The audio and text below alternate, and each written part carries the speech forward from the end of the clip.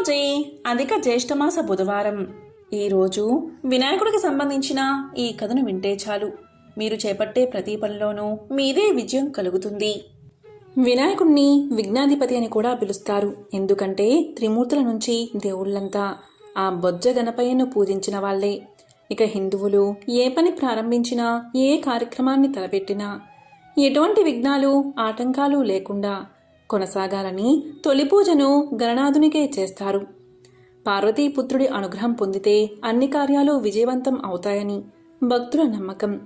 మనం చేసే పనుల్లో అడ్డంకులు ఆటంకాలు రాకుండా అన్ని విఘ్నాలను తొలగించే దేవుడు కాబట్టే గణపయ్యకు విఘ్నాధిపతి అన్న పేరు కూడా ఉంది.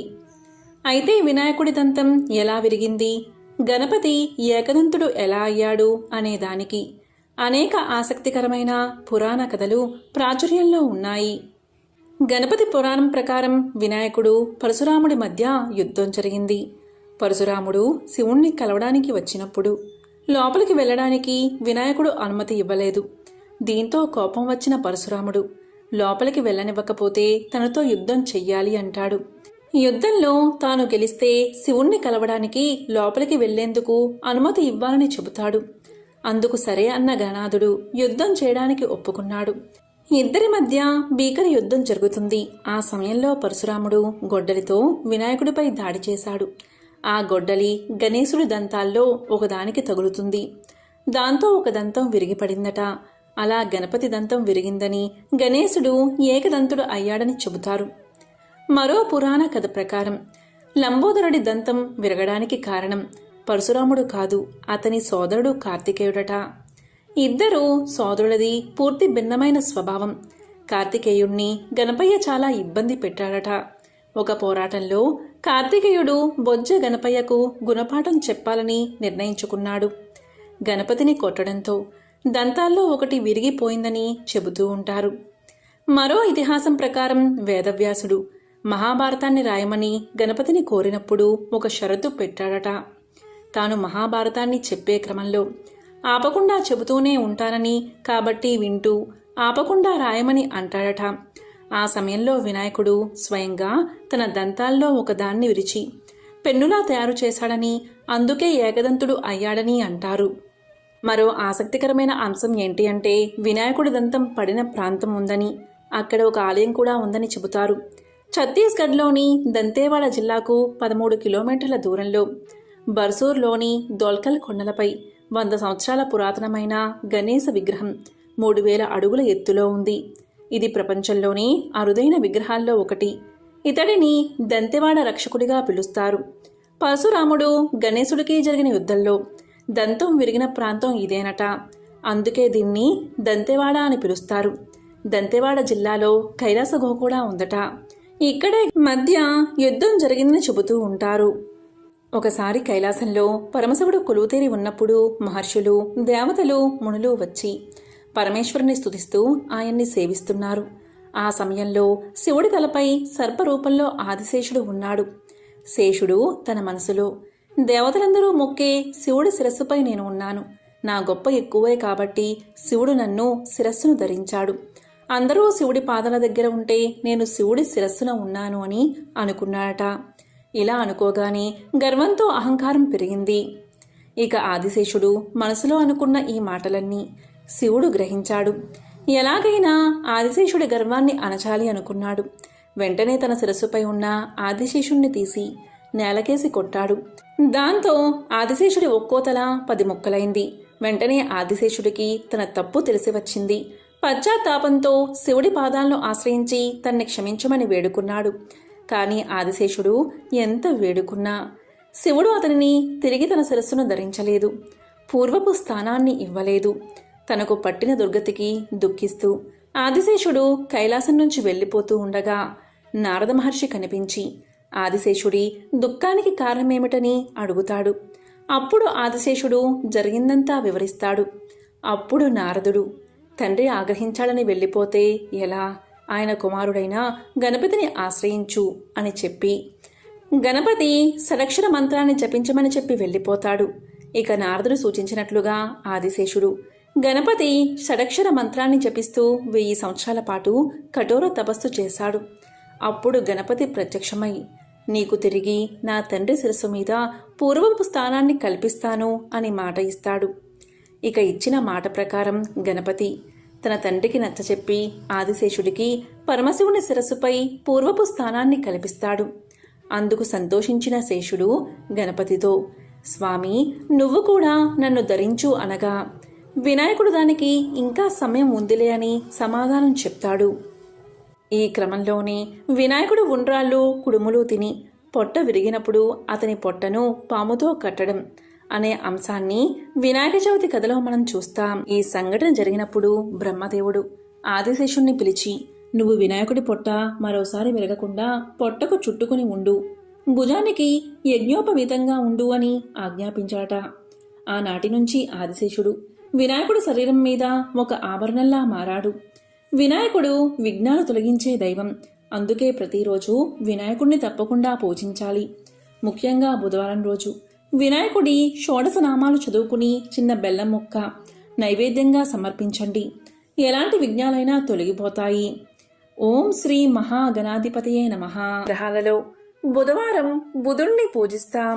మరి ఇంతటి విశేషమైన రోజు బుధుడికి సంబంధించిన ఈ కథలను విన్నా, చదివినా, చెప్పినా, వినిపించినా జన్మల పాపాలు తొలగిపోతాయి. ప్రతి పనిలోనూ మీదే విజయం కలుగుతుంది. మరి ఆ కథ ఏంటో ఇప్పుడు ఈ వీడియోలో తెలుసుకుందాం. అత్రి మహర్షి బ్రహ్మ మానస పుత్రుడు.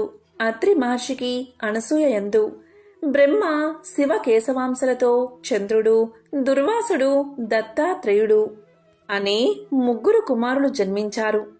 చంద్రుడు బ్రహ్మాంశతో జన్మించాడు. చిన్నతనంలోనే చంద్రుడు దీక్షతో బ్రహ్మ గురించి తపస్సు చేశాడు. ఆ తపస్సుకు మెచ్చిన బ్రహ్మ చంద్రుణ్ణి లతలకు, వృక్షాలకు, ఔషధాలకు, నక్షత్రాలకు అధిపతిని చేశాడు. తరువాత చంద్రుడు రాజసూయ యాగం చేసి దక్షపుత్రికలను 27 మందిని వివాహం చేసుకున్నాడు. ఆ వయస్సులోనే చంద్రుడు దేవగురువైన బృహస్పతి దగ్గరకు శాస్త్ర జ్ఞానం కోసం విద్యాభ్యాసానికి వెళ్ళాడు. గురువును, గురుపత్నిని సేవిస్తూ చదువు సాధిస్తున్నాడు. ఒకనాడు గురువైన బృహస్పతి ఇంద్రుడి రాజధాని అయిన అమరావతికి యజ్ఞం చేయడానికి వెళ్ళాడు. బృహస్పతి భార్య తారకు అందగాడైన చంద్రుడిపై మోహం కలిగింది. ఆమె కవ్వింపు చర్యలకు యువకుడైన చంద్రుడు ఆకర్షితుడు అయ్యాడు. గురుపత్ని అని కూడా మరచిపోయి తార విలాసాలకు లొంగిపోయి ఆమెను ప్రియురాలుగా చేసుకున్నాడు. బృహస్పతికి భయపడి ఆమెను లేవదీసుకుని దూరంగా పారిపోయాడు. ఎవ్వరు చెప్పినా చంద్రుడు తారను వదిలిపెట్టలేదు. ఈ కారణంగా చంద్రుడికి బృహస్పతికి మధ్య శత్రుత్వం మొదలైనది. రాక్షసుల గురువైన శుక్రాచార్యునకు దేవతల గురువైన బృహస్పతితో సహజంగానే విరోధముంది. అందువల్ల శుక్రాచార్యులు, రాక్షస వీరులు కలిసి చంద్రుడి పక్షం చేరి బృహస్పతిని ఎదిరించారు. దేవేంద్రుడు దేవతలతో కలిసి బృహస్పతికి అండగా నిలిచాడు. తార విషయంగా 2 వర్గాల మధ్య పెద్ద యుద్ధమే జరిగింది. 2 పక్షాలలో చాలామంది మరణించారు. బృహస్పతి తండ్రి అయిన అంగీరసుడు ఈ సమస్యను ఎలా అయినా పరిష్కరించమని బ్రహ్మదేవుణ్ణి శరణు వేడుకున్నాడు. అప్పుడు బ్రహ్మదేవుడు వచ్చి చంద్రుణ్ణి మందలించి తారను బృహస్పతికి అప్పగించాడు. అప్పుడు బృహస్పతి తారతో ఇలా అన్నాడు, ఓ అపవిత్రురాలా, సిగ్గులేక వేసేలాగా అధర్మంగా ఆ చంద్రుడి వల్ల గర్భాన్ని తెచ్చుకున్నావు. ఆ గర్భం దించుకో అన్నాడు. అయినా తార వినకుండా చక్కటి బంగారు రంగుగల అందమైన బాలుణ్ణి ప్రసవించింది. ఆ శిశువు దివ్య తేజో విలాసుడై మోహనాకారంతో ఉన్నాడు. ఆ బాలుణ్ణి చూసిన తర్వాత బృహస్పతి, చంద్రుడు ఆ బిడ్డ నాది అంటే నాదని వాదులాడుకున్నారు. తగువు తీర్చడానికి వచ్చిన దేవతలు, మునులు ఈ విషయం తల్లి మాత్రమే చెప్పగలదని నిర్ణయించారు. అప్పుడు బ్రహ్మదేవుడు తారను ఒంటరిగా పిలిచి ఆ బాలుడి తండ్రి ఎవరో చెప్పమన్నాడు. దానికి తార సిగ్గుపడుతూ, ఆ బాలుడు తనకు చంద్రుడి వల్ల పుట్టాడని తెలియచేసింది. అప్పుడు బ్రహ్మ ఆ బాలుడికి బుధుడు అని నామకరణం చేసి చంద్రుడికి అప్పగించాడు. కుమారుణ్ణి తన ఇంటికి తెచ్చుకున్న చంద్రుడి ఆనందానికి హద్దులు లేవు. ఆ బాలుణ్ణి తన భార్య అయిన రోహిణి చేతిలో పెట్టాడు. రోహిణి బుధుణ్ణి చాలా ప్రేమగా పెంచింది. బుధుడు చిన్నతనం నుంచి బుద్ధిమంతుడు అనే పేరు తెచ్చుకున్నాడు. పెరిగి పెద్దవాడై తపస్సు చేసి అధిక తేజోమూర్తి అయి గ్రహమండలంలో చోటు సంపాదించుకున్నాడు. సూర్య భగవానుడికి విశ్వకర్మ కుమార్తె సంజ్ఞ వల్ల వైవస్వతుడు జన్మించాడు. ఆయన 7వ మనువుగా ప్రసిద్ధుడు. వైవస్వత మనువుకి 9 కొడుకులు. వారు వివిధ భూమండలాలకు పరిపాలకులుగా నియమితులయ్యారు. వైవస్వతుడు మరలా భాగ్యవంతుడైన ఇంకొక పుత్ర సంతానం కోసం పుత్ర కామేష్టి యాగం చేశాడు. యాగం చేసేటప్పుడు మనువు భార్య రోతను ఆశ్రయించి కూతురు పుట్టేటట్లు చేయమని కోరి వ్రతాన్ని ఆచరించింది. హోత యజ్ఞకుండాన్ని సమీపించి కూతురు కలుగుగాక అని చెప్పి హవిస్సును సమర్పించాడు. హోత చేసిన ఈ చర్య వల్ల పుత్రునకు బదులుగా ఒక పుత్రిక జన్మించింది. ఆమె ఇలా: కొడుకు కావాలని యజ్ఞం చేస్తే కూతురు ఎందుకు పుట్టిందో తెలుసుకోవాలని మనువు వశిష్ఠుడి వద్దకు వెళ్లి అడిగాడు. వశిష్ఠుడు దివ్య దృష్టితో జరిగింది తెలుసుకున్నాడు. అప్పుడు వశిష్ఠుడు ఇలా చెప్పాడు: రాజా, హోత చేసిన తప్పు వల్ల ఇలా జరిగింది. అయినా నువ్వు విచారించకు, నేను పరిష్కారాన్ని ఆలోచిస్తాను అన్నాడు వశిష్ఠుడు. పూజ్యుడైన వశిష్ఠుడు మనువు కూతురు మగతనం కోసం ఏకాగ్ర చిత్తంతో శ్రీహరిని ప్రార్థించాడు. శ్రీహరి మెచ్చి ముని కోరిన వరాన్ని అనుగ్రహించాడు. ఆ కారణంగా ఇలా మగవాడిగా మారి సుద్యుమ్నుడు అనే పేరుతో పెరుగుతూ ఉంది. ఆ సుద్యుమ్నుడు రాజ్యాన్ని పరిపాలిస్తూ ఒకరోజు తన మంత్రులతో కలిసి కారడవికి వేటకు బయలుదేరాడు. క్రూర జంతువులు వేటాడుతూ ఉత్తర దిక్కుగా వెళ్లి మేరుపర్వతం దగ్గరున్న కుమారవనం చేరాడు సుద్యుమ్నుడు. ఆ కుమారవనంలో పార్వతీ పరమేశ్వరులు ఏకాంతంగా విహరిస్తూ ఉంటారు. ఆ వనంలో కాలు పెట్టగానే రాజు వెంట వచ్చిన వారందరూ స్త్రీలుగా మారిపోయారు. ఎందుకు అంటే పూర్వం శివుణ్ణి దర్శించాలి అనే కోరికతో కొందరు మునులు ఆ అడవిలో తిరుగుతూ కుమారవనంలోకి ప్రవేశించారు. ఆ సమయంలో శివుని ఒడిలో ఉన్న పార్వతీదేవి మునుల్ని చూసి సిగ్గుతో లేచి కూర్చుంది. దూరం నుంచి గమనించిన మునులు శివదర్శనానికి సరైన సమయం కాదని తలచి బదరికా వనానికి వెళ్లిపోయారు. తరువాత భగవంతుడైన పరమేశ్వరుడు తన ప్రియసఖి వేడుక కోసం ఈ కుమారవనంలోకి ఎవరు ప్రవేశించినా స్త్రీలుగా మారిపోవుగాక అని పలికాడు.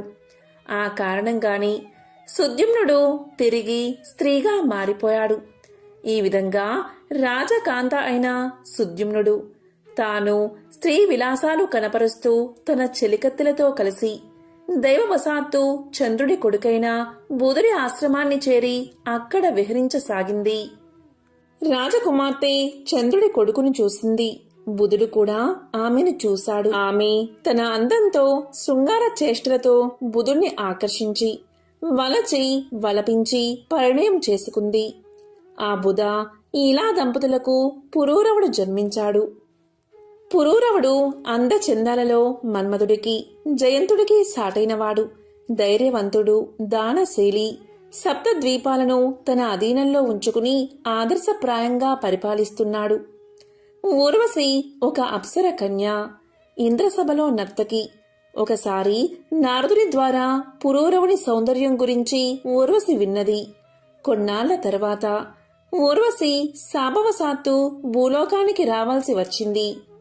పురూరవుడు ఉద్యానవనంలో విహరిస్తూ ఒకచోట సేద తీర్చుకుంటున్నాడు. ఆ సమయంలో ఊర్వశి చెలికత్తెలతో అక్కడికి వచ్చి పురూరవుణ్ణి చూసింది. అతని అందానికి ముగ్ధురాలై తన్ని తాను మైమరిచి అలా చూస్తూ ఉండిపోయింది. అప్పుడు ఆమెను చూసిన పురూరవుడు ఆశ్చర్యంతో, సుందరి, ఎవరు నీవు? దేవకన్యలాగా ఉన్నావు. ఇక్కడికి ఎలా వచ్చావు అని అడిగాడు. దానికి ఆమె, రాజా, నా పేరు ఊర్వశి. నేను ఒక దేవకాంతను. ఒక అనివార్య కారణం వల్ల కొన్నాళ్ళు ఈ భూలోకంలో ఉండాల్సి ఉంది. నారదుని ద్వారా నీ అంద చందాలు పరాక్రమం గురించి విన్నాను అని సమాధానం చెప్పింది. పురూరవుడు కూడా అప్సరకాంత అందానికి, ఆమె వయ్యారపు సొగసుకు దాసుడు అయిపోయాడు. తన మందిరంలో ఉండి తన్ని అనుగ్రహించమని వేడుకున్నాడు. ఊర్వశి తనకు పురూరవునిపై ఉన్న కోరిక నెరవేరబోతున్నందుకు ఎంతో ఆనందించింది. అప్పుడు ఆమె ఇలా పలికింది, రాజా, నీపై నాకు మోహం ఏర్పడింది. నీతో జీవించడం కూడా నాకు ఇష్టమే. కానీ నేను 2 గొర్రె పిల్లలను నా బిడ్డల్లాగా పెంచుకుంటున్నాను. నీవు వీటిని పోషించాలి. వాటికి ఎటువంటి ఆపద రాకుండా రక్షించాలి. నువ్వు దిశ మొలతో నాకు ఎప్పుడూ కనబడకూడదు. నా ఆహారం నెయ్యి, దానికి ఎప్పుడూ కొరత రాకూడదు. వీటిలో ఏది జరగకపోయినా అదే క్షణం నిన్ను విడిచి వెళ్ళిపోతాను అంది ఊర్వశి. రాజు ఆ నియమాలకు అంగీకరించి ఆమెను తన రాజభవనానికి తీసుకెళ్లాడు. ఊర్వశి పురూరవులిద్దరూ ఒక్కటై విహరిస్తూ ఆనందంగా జీవితాన్ని గడుపుతున్నారు. కొన్నాళ్ల తర్వాత ఇంద్రసభలో ఊర్వశి లేకపోవడం గ్రహించిన ఇంద్రుడు ఆమె ఎక్కడుందో వెతికి పట్టుకురమ్మని కొందరు గంధర్వులను నియమించాడు. వారు నడిరాత్రి భూలోకం వచ్చి ఊర్వశి పెంచుకుంటున్న గొర్రెలను పట్టుకున్నారు. అవి భయంతో గట్టిగా అరవడం మొదలుపెట్టాయి. ఆ అరుపులకు నిద్రలేచిన ఊర్వశి తన గొర్రెను రక్షించడం కోసం పురూరవుణ్ణి నిద్ర లేపడానికి ప్రయత్నించింది. కాని అలసి ఒళ్ళు మరచి మత్తు నిద్రలో ఉన్న పురూరవుడు వెంటనే లేవలేదు. దాంతో ఊర్వశి ఇలా పలికింది, రాజా, నేను ఎంతో ప్రేమగా పెంచుకుంటున్నా నా గొర్రె పిల్లలను దొంగలు ఎత్తుకుపోతుంటే లేవకుండా ముద్ద నిద్రపోతున్నావు. కళ్ళు మూసుకుని నిద్రపోతో నా కౌగిలి వదలడం లేదు. నీతో స్నేహం చేసి నేను అనాథను అయ్యాను అంటూ నోటికి వచ్చినట్లు తిట్టసాగింది. ఊర్వశి పౌరుషమైన మాటలకు హఠాత్తుగా లేచిన పురూరవుడు తన బట్టలు ఊడిన సంగతి కూడా గ్రహించక కత్తిపట్టి గంధర్వులను ఓడించి గొర్రెలను తీసుకువచ్చాడు. అప్పుడు ఊర్వశి దిశమలతో ఉన్న పురూరవుణ్ణి చూసి ఇలా పలికింది, రాజా, నువ్వు నా నిబంధనలు పాటించకుండా దిశమలతో కనబడ్డావు. తక్షణం నిన్ను వదిలి వెళ్తున్నాను అని చెప్పి స్వర్గానికి తిరిగి వెళ్లిపోయింది. ఊర్వశి కనిపించకపోవడంతో పురూరవుడు రాజ్యపాలన వదిలిపెట్టి పిచ్చివాడిలాగా తిరగడం మొదలుపెట్టాడు. తిరుగుతూ చివరకు కురుక్షేత్రాన్ని చేరుకున్నాడు. అక్కడ చెలికత్తెలతో కలిసి సరస్వతీ నదీ తీరంలో చెలికత్తెలతో కలిసి ఉన్న ఊర్వశిని చూశాడు. వెంటనే ఆమెను గట్టిగా కౌగలించుకుని నన్ను మరచి ఎక్కడికి వెళ్లిపోయావు అంటూ విలపించసాగాడు. అతని దుస్థితి చూసి జాలిపడిన ఊర్వశి ఆ రాత్రి పురూరవుడితో గడిపింది. మరునాడు ఉదయం నిద్ర లేచాక రాజుతో ఇలా పలికింది, నీ అనురాగ ఫలితంగా నేను గర్భవతిని అయ్యాను. నువ్వు మహారాజువి. రాజ్యపాలన నీ ధర్మం. సంవత్సరం తర్వాత నేను వచ్చి నీ బిడ్డను నీకు తెచ్చి ఇస్తాను. గంధర్వులను ప్రార్థించు, వారు నిన్ను కరుణిస్తారు అని నచ్చ చెప్పి వెళ్లిపోయింది ఊర్వశి. దీంతో రాజు సంతృప్తిగా రాజధానికి వెళ్లిపోయాడు. పురూరవుడు గంధర్వులను మనస్ఫూర్తిగా ప్రార్థించాడు. ఇక సంవత్సరం కాగానే ఊర్వశికి ఒక పుత్రుడు జన్మించాడు. గంధర్వులు పురూరవుని వద్దకు వచ్చి తనను ఊర్వశిని విడదీసినందుకు క్షమించమని కోరారు. ప్రతిఫలంగా వారు ఒక అగ్ని కుండకును ఇచ్చి యజ్ఞం చెయ్యమన్నారు. యజ్ఞఫలంగా ఊర్వశితో పాటు తన కుమారుడు లభిస్తారని దీవించారు.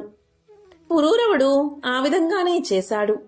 వేదోక్తంగా యజ్ఞం నిర్వర్తించాడు. దాని ఫలితంగా ఊర్వశిని తన కుమారుణ్ణి పొందాడు. ఊర్వశితో అన్ని లోకాల్లో విహరిస్తూ ప్రజారంజకంగా రాజ్యపాలన సాగించాడు. ఊర్వశి ద్వారా ఇంకొక 5 కుమారులను పొందాడు. పురూరవుని కుమారులు ఆయువు, ధీమంతుడు, అమానసుడు, విశ్వావసుడు, శతాయువు, చిరాయు ద్వారా చంద్రవంశం వృద్ధి చెందింది. ఇదే బుధుడి పుట్టుక. అలాగే బుధుడి వంశానికి అంటే చంద్రవంశానికి సంబంధించిన విశేషమైన కథ. కలియుగం ఎలా ఉంటుందో తెలిపే ఈ పవిత్ర కథను వింటే చాలు జన్మల పాపాలు తొలగి కోటి జన్మల పుణ్యం వస్తుంది. పట్టిందల్లా బంగారమే అవుతుంది. పాండవులు రాజ్యాన్ని పరిపాలిస్తున్న సమయం.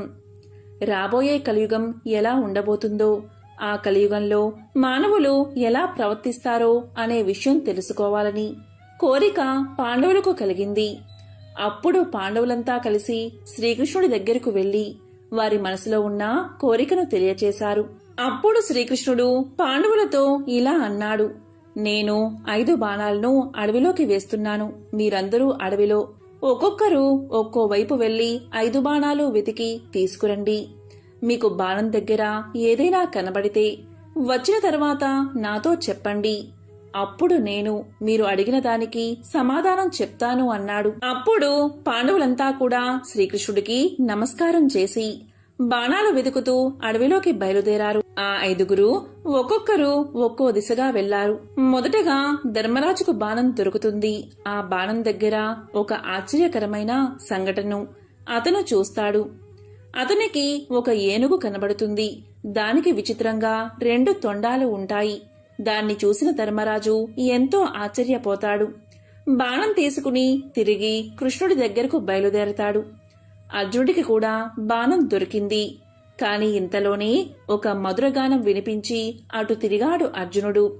అప్పుడు అతనికి కూడా ఒక ఆశ్చర్యకరమైన మధుర సంఘటన కనిపించింది. ఒక కోయిల మధురంగా పాడుతూ ఉంది. దాని రెక్కలపై వేదం అని రాసి ఉంది. ఆ కోయిల బతికి ఉన్న ఒక కుందేలును పొడుచుకుని తింటుంది. అది చూసి అర్జునుడు నివ్వెరపోయాడు. బాణం తీసుకుని తిరిగి కృష్ణుడి దగ్గరకు బయలుదేరాడు. ఇక భీముడికి కూడా బాణం దొరికిన చోట ఒక ఆశ్చర్యకరమైన సంఘటన కనబడింది. అది ఏంటి అంటే నిండుగా నీళ్లు ఉన్న 7 బావులు కనిపించాయి. ఆ బావుల మధ్య ఒక ఎండిపోయిన బావి కూడా కనిపించింది. నిండుగా నీళ్లు ఉన్న 7 బావుల మధ్యలో ఉన్న ఆ బావిలో నీళ్ళెందుకు లేవు, ఎందుకు పడలేదు అని ఆశ్చర్యపోయాడు భీముడు. వెంటనే బాణం తీసుకుని తిరిగి శ్రీకృష్ణుడి దగ్గరకు బయలుదేరాడు. మరోవైపున నకులుడికి కూడా బాణం దొరికిన చోట ఒక వింత సంఘటన కనబడింది. అది ఏంటి అంటే ఒక ఆవు అప్పుడే పుట్టిన తన లేగదూడను గాయాలు అయ్యేలాగా విపరీతంగా నాకుతుంది. చుట్టూ ఉన్న జనం అతి కష్టం మీద ఆవు దూడలను విడదీశారు. అది చూసి నకులుడికి ఆశ్చర్యం వేసింది. నకులుడు కూడా బాణాన్ని తీసుకుని శ్రీకృష్ణుడి దగ్గరకు బయలుదేరాడు. ఇక సహదేవునికి బాణం దొరికిన చోట ఒక సంఘటన కనిపించింది. అదేంటి అంటే ఒక పర్వతం పైనుంచి ఒక పెద్ద బండరాయి దొర్లుతూ వస్తూ దారిలో ఉన్న చెట్లు అన్నిటినీ పడేస్తుంది. పెద్ద పెద్ద వృక్షాలు కూడా దాన్ని వేగాన్ని ఆపలేకపోయాయి. కాని ఆ రాయి దొర్లుతూ వచ్చి ఒక చిన్న మొక్క దగ్గర ఆగిపోయింది. అది చూసిన సహదేవుడికి ఏమీ అర్థం కాలేదు. బాణాన్ని తీసుకుని కృష్ణుడి దగ్గరకు బయలుదేరాడు. తరువాత పాండవులందరూ ఒక దగ్గర చేరి తాము చూసిన విషయాలను శ్రీకృష్ణుడికి చెప్తామని అతని దగ్గరకు బయలుదేరారు. పాండవులందరూ కలిసి శ్రీకృష్ణుడి దగ్గరకు చేరి అతనికి నమస్కారం చేశారు. అప్పుడు కృష్ణుడు పాండవులతో మీరు చూసిన విషయాలు ఏంటో చెప్పండి అన్నాడు. అప్పుడు మొదటిగా ధర్మరాజు ఇలా చెప్పాడు. కృష్ణ, నేను బాణం దగ్గర మొట్టమొదటిసారిగా 2 తొండాలు కలిగిన ఏనుగుని చూశాను. దాన్ని చూసిన వెంటనే నాకు చాలా ఆశ్చర్యం కలిగింది. ఎందుకు ఏనుగుకు 2 తొండాలు ఉన్నాయి అని అడిగాడు. ఇలాంటి వింతను నేను ఎప్పుడూ చూడలేదు కృష్ణ, దాని గురించి వివరించి చెప్పు అని అడిగాడు. దానికి కృష్ణుడు ధర్మరాజుతో ఇలా చెప్పాడు. ఓ ధర్మరాజా, నీకు కనిపించిన ఈ దృశ్యానికి కలియుగానికి సంబంధముంది. కలియుగంలో మానవులు 2 ముఖాలు ఉన్నట్లుగా ప్రవర్తిస్తారు. వారు పైకి ఒకటి చెప్తారు, మరొకటి చేస్తారు. వారు బయటకు ఒక విధంగా చెప్పి లోపల మనసులో మాత్రం వేరే విధంగా ఆలోచిస్తారు. కలియుగంలో వీరి రాజ్యమే నడుస్తుంది. మనిషి ఒక్కడే అయినా ఆలోచన మాత్రం 2 రకాలుగా చేస్తాడు. వీరితో చాలా జాగ్రత్తగా ఉండాలని చెబుతాడు. తరువాత అర్జునుడు ఇలా అడుగుతాడు. శ్రీకృష్ణ, నేను చూసింది ఇంకా ఆశ్చర్యంగా ఉంది. నేను బాణం తీసుకునే ప్రదేశంలో ఒక కోకిల, రెక్క మీద వేదం అని రాసి ఉంది. ఆ కోయిల మధురమైన గానం చేస్తూ జీవించి ఉన్న కుందేలను పొడుచుకుని తింటూ కనిపించింది. సాక్షాత్తు సరస్వతీదేవినే మరిపించే ఆ కోయిల ఇంత వికృతి చేష్టలు ఎలా చేయగలుగుతుంది అంటూ తనకు కలిగిన సందేహాన్ని కృష్ణుడి దగ్గర వ్యక్తం చేశాడు అర్జునుడు. అప్పుడు కృష్ణుడు ఈ విధంగా సమాధానం చెప్పాడు. అర్జున, కలియుగంలో సరస్వతీదేవిని మెప్పించి విద్యావంతులు అయిన విద్వాంసులు, తెలివైన వారు తమ జ్ఞానాన్ని సక్రమంగా వినియోగం చేయకుండా అమాయకం ప్రజలను, చదువురాని పేదవారిని మాయమాటలు చెబుతూ దోచుకుంటారు అని ఆ పక్షిలాగా వాళ్లను పీక్కు తింటారు, కోయిల్లాగా తీయని మాటలు చెబుతూ వారిని వేధిస్తారు అని శ్రీకృష్ణుడు సమాధానం చెప్పాడు. ఆ తరువాత భీముడు ఇలా పలికాడు. కృష్ణ, నేను వెళ్ళిన చోట 7 బావులు కనిపించాయి. ఆ 7 బావుల్లో 6 నిండుగా నీరు ఉంది. కాని మధ్యలో ఉన్న ఒక బావిలో ఒక చుక్క కూడా నీరు లేదు. ఒకే నేలపై ఉన్న ఈ 7 బావుల్లో ఇదేం తేడా అంటూ భీముడు తన సందేహాన్ని శ్రీకృష్ణుడికి చెప్పాడు. భీముడి ప్రశ్నకు సమాధానంగా శ్రీకృష్ణుడు ఇలా అన్నాడు. భీమా, కలియుగంలో ఉన్నవాడు మరింత ధనవంతుడు అవుతాడు. పేదవాడు మరింత నిరుపేదగా మారిపోయి కటిక దరిద్రాన్ని అనుభవిస్తాడు. ధనవంతుల మధ్యలో ఉన్నా కూడా పేదవాడు ఎన్నడూ ఎప్పుడూ పేదవాడిగానే ఉంటాడు.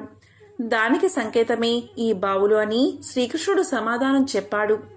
ఆ తరువాత నకులుడు కృష్ణుణ్ణి ఇలా అడుగుతాడు. కృష్ణ, నాకు బాణం దొరికిన చోట ఒక ఆవు దూడపై అతి ప్రేమ చూపిస్తూ నాలుకతో నాకుతుంది. ఆ ఆవు యొక్క ప్రేమ ఎలా ఉంది అంటే, ఆ ఆవు తన దూడను నాకడం వల్ల ఆ దూడకు గాయాలు అయ్యి రక్తం కారుతుంది. ఏంటి ఈ విపరీతమైన ప్రేమ అని అడగ్గా కృష్ణుడు ఇలా చెప్పాడు. కలియుగంలోని తల్లిదండ్రులకు పిల్లల మీద అధిక ప్రేమ ఎక్కువ. ఆ పిల్లలు ఆ అధిక ప్రేమ వల్ల సోమరులుగా తయారవుతారు. వాళ్ళు చూపించే అతి ప్రేమ వల్ల పిల్లల యొక్క అభివృద్ధి ఆగిపోయి సోమరులుగా తయారై భూమికి భారంగా మారతారు. జీవితంలో బాధ్యతల గురించి తెలుసుకోకముందే వారికి చిన్న వయసులోనే పెళ్లి చేస్తారు. ఈ కలియుగంలో కొడుకుపై తల్లిదండ్రులకు ఎలాంటి హక్కులు ఉండవు. కేవలం భార్యకు మాత్రమే పూర్తి హక్కులు ఉంటాయి. కలియుగంలో తల్లిదండ్రులు పిల్లలపై చూపే అతి ప్రేమకు ఆవు దూడలు చిహ్నాలు అని సమాధానం చెప్పాడు కృష్ణుడు. ఇక చివరివాడైన సహదేవుడు కృష్ణుణ్ణి ఇలా అడుగుతాడు. కృష్ణ, నాకు బాణం దొరికిన చోట ఒక పెద్ద పర్వతం నుండి ఒక భారీ బండరాయి దొర్లుకుంటూ కింద పడ్డం కనిపించింది. ఆ బండరాయి బరువుకు వేగానికి అడ్డు వచ్చిన పెద్ద పెద్ద వృక్షాలు సైతం నేలమట్టం అయిపోయాయి. కాని ఒక చిన్న మొక్క దగ్గరకు రాగానే ఆ బండరాయి తనంతట తానే ఆగిపోయింది. అది చూసిన నేను ఆశ్చర్యానికి లోనయ్యాను. పెద్ద పెద్ద వృక్షాలకు ఆపడం సాధ్యం కాని పని ఒక చిన్న మొక్క ఎలా చేసింది అని అడుగుతాడు. దానికి కృష్ణుడు ఇలా సమాధానం చెప్తాడు. సహదేవా, కలియుగంలో మానవులు విచక్షణ కోల్పోతారు.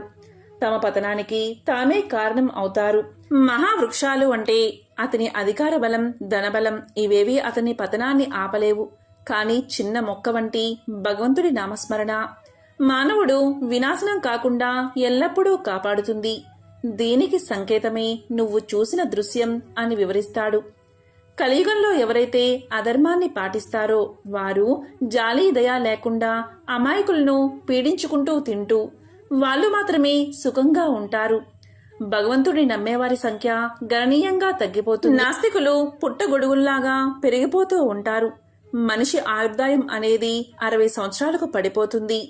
8 సంవత్సరాల వయసులోనే ఆడవారు పిల్లలకు జన్మనిస్తారు అంటూ కలియుగంలో జరగబోయే సత్యాలను పాండవులకు వివరిస్తాడు శ్రీకృష్ణుడు. మహాభారతంలో శ్రీకృష్ణుడు చెప్పిన ఈ విషయాలు కలియుగంలో మనం చూస్తూనే ఉన్నాం.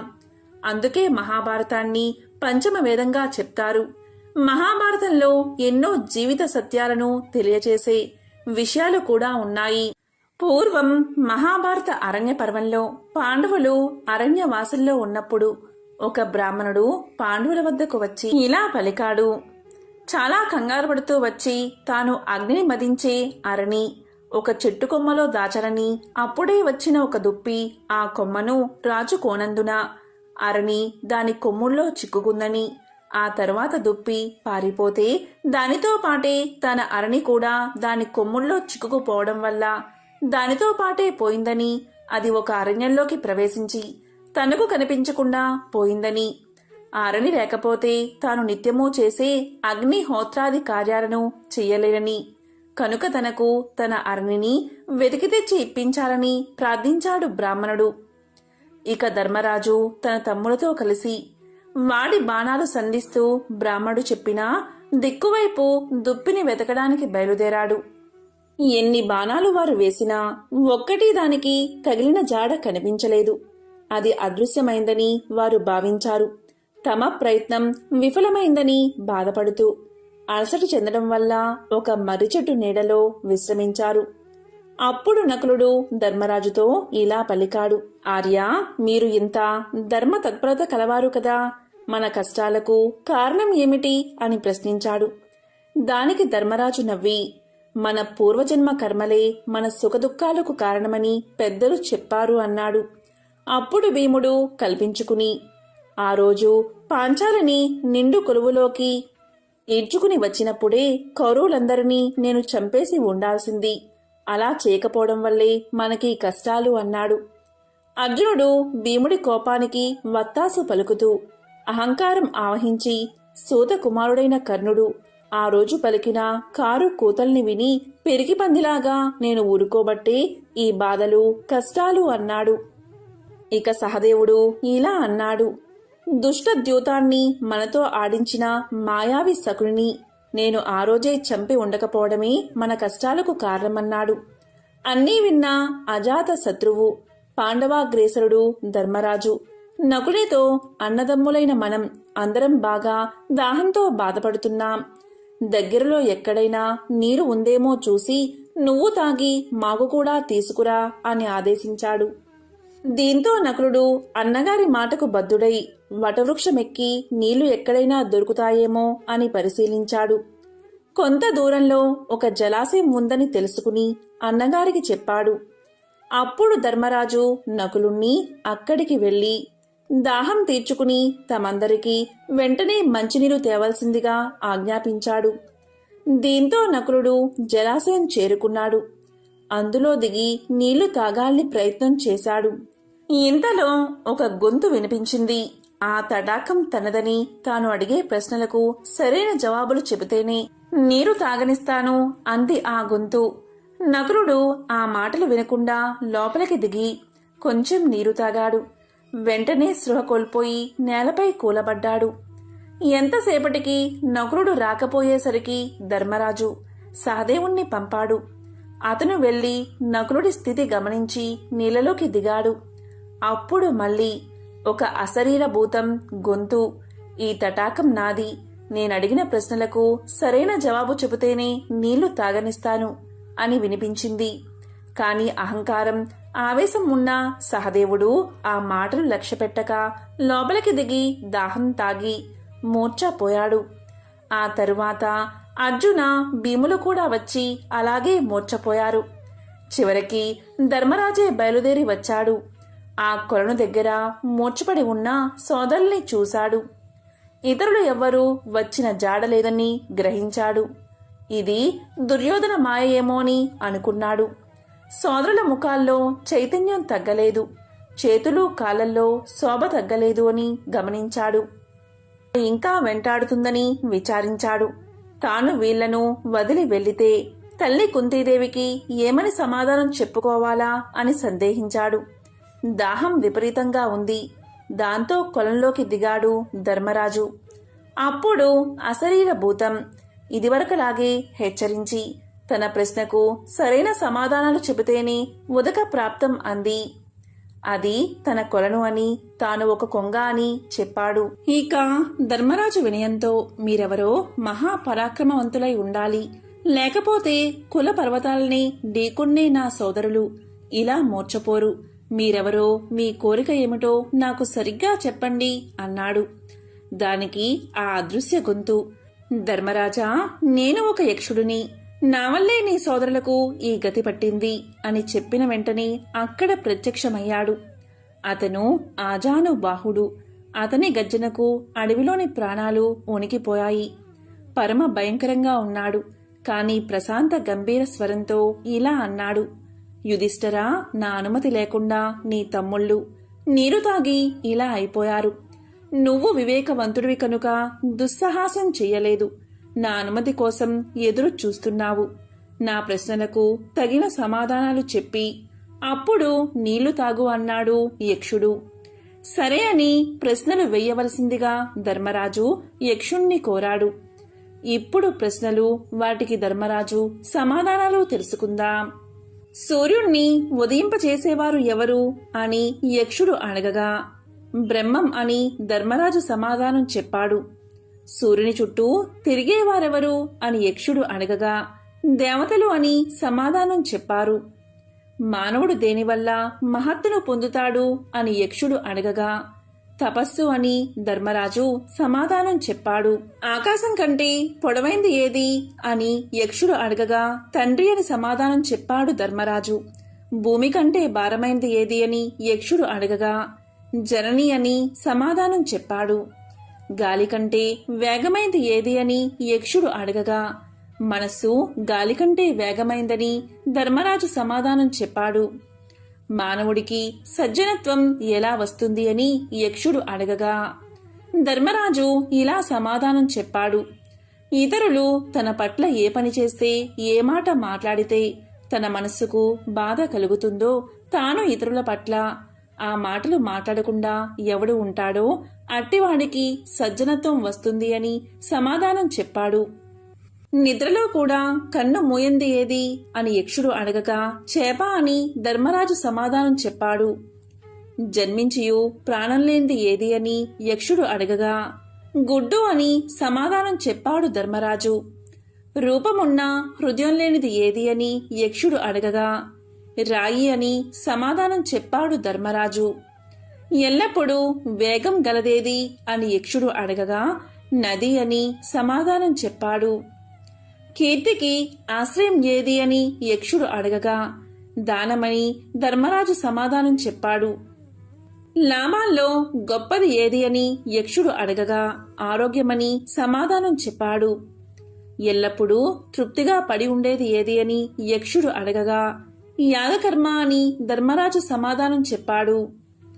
లోకాన్ని కప్పి ఉన్నది ఏది అని యక్షుడు అడగగా అజ్ఞానమని ధర్మరాజు సమాధానం చెప్పాడు.